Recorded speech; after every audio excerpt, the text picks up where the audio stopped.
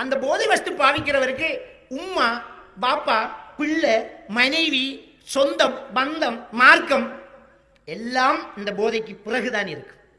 இந்த ஒரு வரவிலக்கணத்தை நீங்க புரிஞ்சுக்கோங்க. போதை வஸ்து பாவிக்கிறவனுக்கு அந்த போதைக்கு பிறகுதான் பண்ணாரு, அந்த போதைக்கு பிறகுதான் உம்மா, அந்த போதைக்கு பிறகுதான் பாப்பா.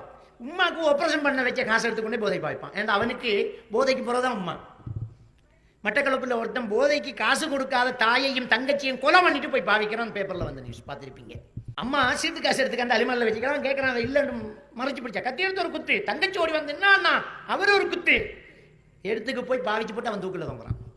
அப்ப உம்மா விட தங்கச்சை விட அந்த போதை அவனுக்கு பெருசா தெரியுது.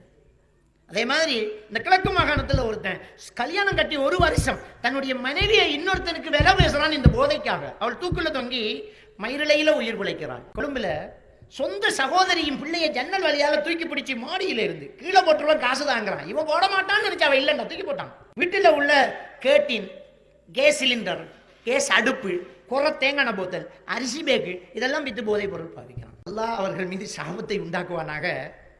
இந்த கொமட்ட வேண்டிய இடத்துக்கு தூள் கொடுக்குறாக்கள் இருக்காங்க. அவங்க எப்படிப்பட்ட ஆக்களா இருப்பாங்க நல்லா தெரியும். இந்த கொமட்டு விட்டு அந்த கலட்டிக்கு வாரான், கேட்டின பிச்சுக்கு வாரான், கேஸ் சிலிண்டரை தூக்கிட்டு வாரான்.